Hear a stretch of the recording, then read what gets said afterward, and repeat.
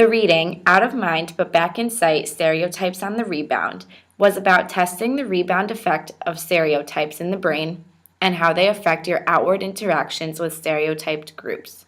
The rebound effect can be described as suppressing unwanted thoughts, then having them resurface with greater negative prevalence. This study was about trying to suppress a stereotype to see if it made it more probable that the stereotype will be used in the future, and whether or not the stereotype will come back to be stronger or not. If one tries to control the use of stereotypes, it is possible that the person's use of stereotypes may become more automatic. Thought suppression is also connected to this research slightly, because a lot of research in that field focuses on whether people can inhibit or suppress stressful thoughts. The inhibition confrontation theory proposes that suppressing thoughts about stressful experiences can cause added stress due to the fact that these thoughts rebound the same way that stereotypes do. The experiments tested if attempts to suppress stereotypes would return, providing the rebound effect to exist, and if it would have an effect on the subject's perception of a target. For experiment 1, there was 24 females and 24 males, which were undergraduates at the University of Wales College of Cardiff. They were paid £1 for their participation in this experiment. The study had a 2x2 mixed design with repeated measures on the second factor. As the subjects arrived, they were greeted by a female experimenter and randomly assigned to one of the experimental conditions. The experimenter then explained that the study comprised an investigation of people's ability to construct life events, details from visual information. All subjects were shown a color photograph of a male skinhead. It was explained that on the paper provided, subjects would give 5 minutes to compose a brief message describing a typical day in the life of the target. Before performing this task, half of the subjects were informed that previous psychological research was established that impressions and evaluations of others are consistently biased by stereotypic preconceptions. In the present task, however, it was stressed that subjects would actively try to avoid thinking about the target in such a manner. We anticipate that this instruction would encourage subjects to suppress their stereotypical thoughts during the experimental task. The control subjects were given no such instruction before constructing the passage. We assumed, therefore, that these subjects would use stereotypic preconceptions to guide their constructions of the target's life events. After they completed the passage, subjects were shown a color photograph of a different male skinhead. They were then all requested to spend another 5 minutes constructing a story describing a day in the life of this person. Importantly, in this case, none of the subjects received any admonishment about the advoyance of stereotyping. Thus, across the 2 parts of the experiment, some subjects were at liberty to think stereotypically from the outset, others only after an initial period of stereotype suppressions. On completion of the second passage, subjects were debriefed, paid, and dismissed. The dependent variable in this experiment was the level of stereotypically of the constructed passages. The results were calculated by a blind party rating each passage on a 9-point scale, 1 being very not stereotypical and 9 being very stereotypical. The group that was told to repress the stereotypical thoughts while writing the passage were given an average of a 5.54 out of the 9, and the control group got an average of 6.95 out of the 9-point scale. This shows that the suppression group successfully suppressed stereotypical beliefs. In the second passage, where neither group was told to suppress any thoughts, the first group's rating was a 7.83. In the second group, the former control group, stayed around the same, which about 7.85, showing that the subjects, when they were allowed to express the beliefs that were formerly forbidden, it did impact their view on the target and his daily life, proving that the rebound effect may have a part in the thoughts of suppression. The subjects that participated in this experiment were 24 male and female undergrad students from the University of Wales College of Cardiff. Each student was paid £1 for participation in the experiment. When each student got to the lab, a female experimenter was there to assign the student to a treatment condition at random. Subjects were shown a color photograph of a male skinhead, and then asked to spend 5 minutes outlining a typical day of his life in detail. Half of the subjects were instructed to try and avoid stereotyping the target, and the other half did their outlines with no instruction. After this process was completed, the experimenter explained to the subjects that she would be taking them to another room to meet the skinhead depicted in the photograph.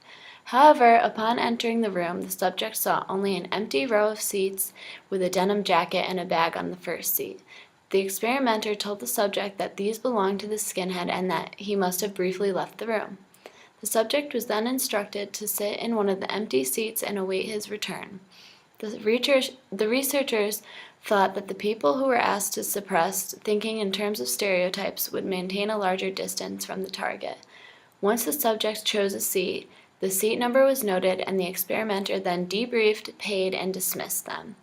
As a manipulation check, a single factor between subjects ANOVA was carried out on the ratings of passage stereotypicality. This showed that the subjects wrote about the target in the picture were more stereotypic when completed by the control subjects rather than the stereotype suppressors. An ANOVA was also carried out in relation to seating position. This one revealed that the subjects asked to suppress stereotypes did choose to occupy a seat that was farther from the target than the control subject. Therefore, it's conceivable that when a stereotype is suppressed, hostility towards the members of the stereotyped group will increase in the future. In Experiment 1 and 2, they have revealed how formerly unwanted stereotype thoughts can reappear and impact on perceivers' evaluation of and behavior towards a stereotype target. In Experiment 3, there was 24 males and 24 female undergraduates at the University of Wales College of Cardiff, where they were paid £1 for their participation in this experiment. The study had a 2x2 mixed design with repeated measures on the second factor. As the subjects arrived, they were greeted by a female experimenter and randomly assigned to one of the experimental conditions. At this stage, the experiment was identical to experiments 1 and 2. All subjects were shown a color photograph of a male skinhead. It was explained that on the paper provided, subjects would be given 5 minutes to compose a brief passage describing a typical day in the life of a target. As before, half of the subjects performed this task under the instructions to suppress stereotypical thoughts. The others completed the task with no such instruction in place. Following the completion of the passage, each subject were seated facing the screen of a Mac computer. They were requested to perform another task. On the presentation of a letter string in the center of the computer screen, subjects had to judge by means of a key press whether it was a word or non-word. The list of to-be-identified letter strings comprised 14 words, and with that stereotype of skinheads, 14 matched distractors, and 28 non-words. The stereotypic words were all evaluatively unfavorable in implications and were selected on the bias of earlier plot testing. The distractors also derived from the earlier pilot research were matched with the target words in terms of valence and word length, but they were irrelevant with respect to the category of skinhead. Presentation of the letter string was randomized for each subject by the computer. Lexical decision times were recorded by the computer and measured by the Mac Extended Time Manager. It was anticipated that residual action potential, when present, would facilitate subjects' response to the skinhead-related words. That is, if the stereotype remained accessible. Lexical decisions would be faster for the critical than the distractor words. The greater the action potential that was available, the greater the anticipated facilitatory priming effect. To provide supplementary baseline data, an additional 12 subjects performed the lexical decision time without previously completing a life event passage. As no stereotype was activated in the condition, facilitatory priming effects were not expected in lexical decision time task. On completion of the task, subjects were debriefed, paid, and dismissed. The results of the computer test show that the control subjects and the suppressor subjects both responded faster to the critical words than the distracted words. These tests also showed that although both groups responded quickly to the critical words, the suppressor group responded more quickly to those critical words.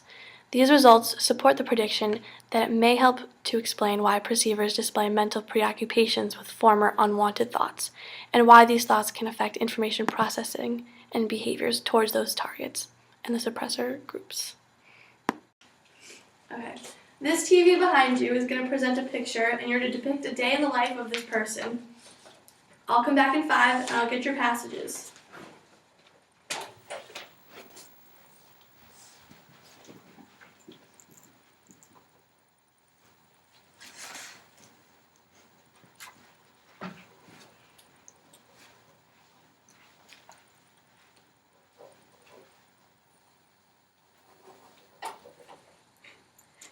Okay, now 2 pictures will come up on the screen, and when you're finished, bring these passages into the room next door, and thank you very much.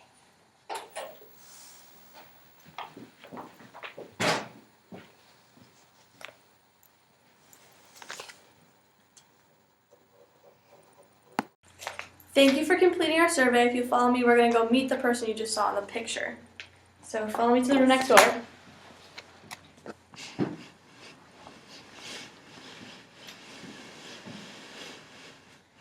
Looks like they stepped out for a second, but if you guys don't mind choosing a seat and waiting, they'll be right in. Okay.